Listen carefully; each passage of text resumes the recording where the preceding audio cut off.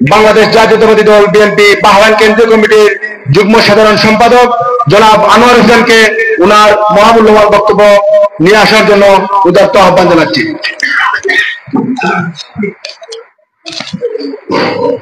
বিসমিল্লাহির রহমানির রহিম। বাংলাদেশ জাতীয়তাবাদী দল বিএনপি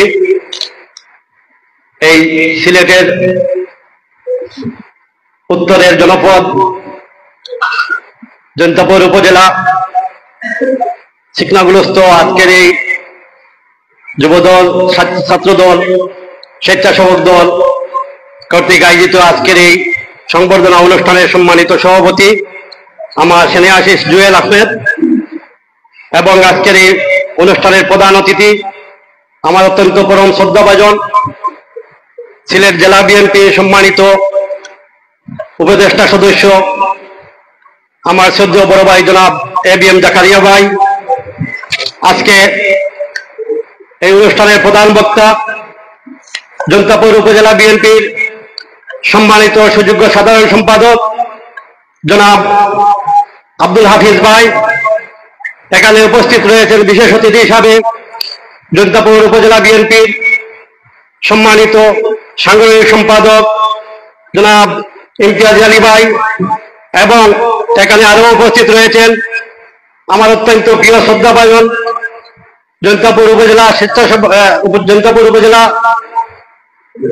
যুবদলের সম্মানিত সদস্য, সম্মানিত আহ্বায়ক, বারবার যিনি নির্বাচিত দরবস ইউনিয়নের চেয়ারম্যান আমার শ্রদ্ধেয় বড় ভাই জনাব বদরুল আলম বাহার ভাই, মঞ্চে উপস্থিত রয়েছেন জৈন্তাপুর উপজেলা সাবেক ছাত্রদলের সম্মানিত আহ্বায়ক জনাব নাসির ভাই, মঞ্চে বিশেষ অতিথি হিসাবে উপস্থিত রয়েছেন আমার বড় ভাই জনাব শামসুজ্জামান চৌধুরী সাহেব, এবং চিকনাগল ইউনিয়ন বিএনপি সম্মানিত সভাপতি আমার অত্যন্ত শ্রদ্ধাভাজন ব্যক্তি আমার সম্মানিত মামা জনাব তারামিয়া সাহেব, মঞ্চে বিশেষ অতিথি হিসাবে উপস্থিত রয়েছেন চিকনাগল ইউনিয়ন বিএনপির সম্মানিত সুযোগ্য সাধারণ সম্পাদক আমার শ্রদ্ধাভাজন জনাব মোসাদ্দেক আলী সাহেব, এবং মঞ্চে উপস্থিত রয়েছেন আজকের সংবর্ধিত অতিথি সুদূর অস্ট্রেলিয়া প্রবাসী শিহাবুদ্দিন শিহাব ভাই, এবং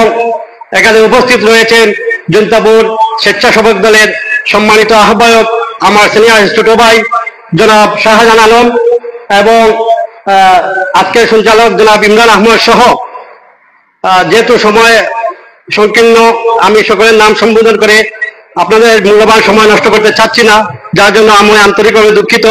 এখানে উপস্থিত রয়েছেন চিকনাগল ইউনিয়ন বিএনপি, ছাত্রদল, যুবদল, স্বেচ্ছাসেবক দল, শ্রমিক দল, কৃষক দল সহ বিএনপির অঙ্গ ও সহযোগী সংগঠনের সর্বস্তরের নেতৃবৃন্দ, আসসালামু আলাইকুম ওয়া রাহমাতুল্লাহি ওয়া বারাকাতুহু।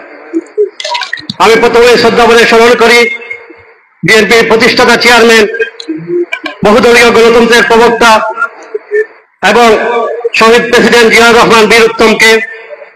আমি শ্রদ্ধার সাথে স্মরণ করি এই জুলাই আগস্টের ছাত্র জনতার আন্দোলনে আমাদের যে সকল ভাইয়েরা শহীদ হয়েছেন সকল শহীদদেরকে। পাশাপাশি এই 17 বছর এই ফ্যাসিস্ট আওয়ামী লীগের বিরুদ্ধে গিয়ে লড়াই সংগ্রাম করে আমাদের জাতীয়তাবাদী দলের অসংখ্য নেতৃবৃন্দ তাদের বুকের রাজা রক্ত ঢেলে দিয়েছিল, আজকে আমি তাদেরকেও স্মরণ করতে চাই। প্রিয় উপস্থিতি, আমি আপনাদেরকে অসংখ্য ধন্যবাদ জানাই। আমি আমার নবগঠিত বাহরাইন কেন্দ্রীয় বিএনপি পক্ষ থেকে আপনারা এত সুন্দর একটি আয়োজন করে আজকে আমাদেরকে সংবর্ধিত অতিথি করার জন্য। প্রিয় উপস্থিতি, আমরা আজকে একটি মুক্ত স্বাধীন বাংলাদেশে বাস করতেছি। দীর্ঘ 17 বছর আমাদের জাতীয়তাবাদী দলের কোন নেতৃবৃন্দ এই আওয়ামী লীগ ফ্যাসিস্ট সরকারের জেল, জুলুম, নির্যাতন সহ্য করে জাতীয়বাদী দলের কর্মী হয়ে এই 17 বছর কাজ করে সবাই কাজ করেছেন।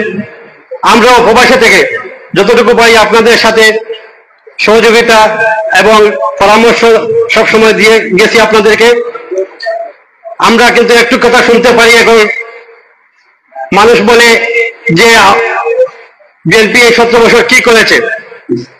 বিএনপি 17 বছর আন্দোলন সংগ্রাম করে একটি নেতৃবৃন্দ, একটি কর্মী 200-250 কিলোমিটার পায়ে হেঁটে চিরামুড়ি সাথে নিয়ে বিএনপির আন্দোলন সংগ্রামে যুক্ত হয়েছে।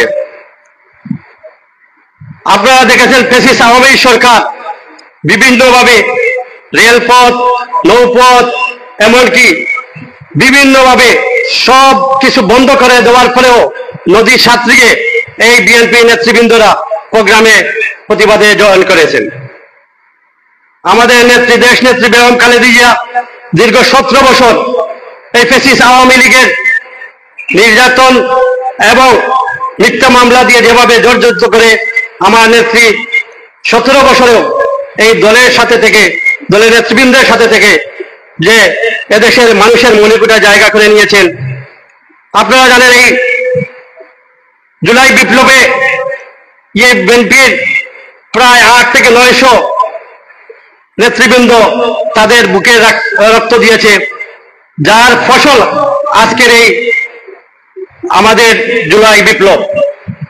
বিএনপি 17 বছর আমাদের ইলিয়াস আলী থেকে শুরু করে, চৌধুরী আলম থেকে শুরু করে আমাদের দিনার সহ অসংখ্য নেতৃবৃন্দ গুম হয়েছে। আমার নেতা জনাব তারেক রহমানকে নির্যাতন করে দেশ থেকে বিদেশে পাঠাতে বাধ্য করা হয়েছে। এমনকি শুধু বিদেশে পাঠিয়ে তারা ক্ষান্ত হয় নাই, উনার পাসপোর্টটাকেও ওরা বাতিল করে দিয়ে, যাতে উনি দেশে আসতে পারে না।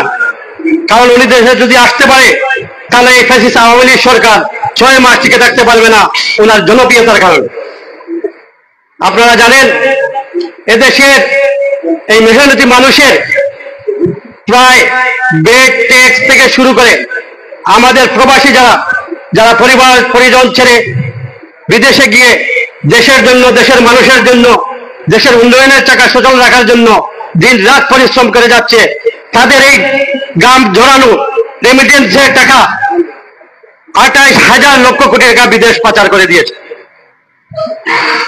যে টাকায় কিনা 95টি পদ্মা সেতু করা যেত।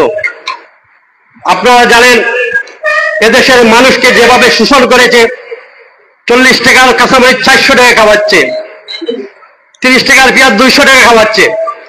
এই মেহনতি মানুষের উপরে যেভাবে বল দরজা ছাড়িয়েছিল এই ফ্যাসিস্ট আওয়ামী সরকার, আমাদের শব্দ আমার মামা সুন্দর একটি কথা বলেছেন, আমরা ইদানিং দেখতেছি বাংলাদেশে এখানে সেই এলাকাতেই বিভিন্নভাবে আমাদের এগেনস্টে যে দলটা রয়েছে তারা তাদের কর্মী সংগ্রহ করেছে, তারা রিসিট কেটে কর্মীর বাড়ি বাড়ি যাচ্ছে কর্মী সংগ্রহ করার জন্য।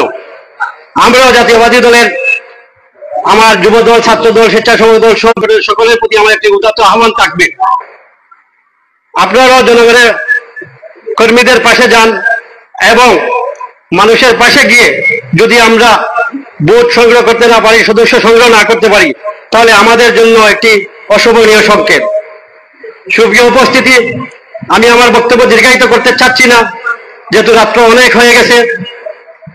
আমরা চাই আগামী দিনে বিএনপির সুযোগ্য উত্তরসূরি, আগামী রাষ্ট্রনায়ক, আমাদের প্রাণপ্রিয় নেত্রী, দেশ নেত্রী বেগম খালেদা জিয়ার হাতে গড়া পরিচ্ছন্ন রাজনীতিবিদ, বিএনপির সিনিয়র ভাইস চেয়ারম্যান জনাব তারেক রহমানের পরিকল্পনাকে বাস্তবায়ন করার জন্য এবং আগামী দিনে একটি স্বনির্ভর বাংলাদেশ বিনির্মাণের জন্য ঐক্যবদ্ধভাবে আমরা কাজ করে যাব, আমি এই আশা ব্যক্ত করে উপস্থিত সকলকে ধন্যবাদ জানিয়ে আমি আমার সংক্ষিপ্ত বক্তব্য এখানে শেষ করলাম। আল্লাহ হাফেজ, ধন্যবাদ।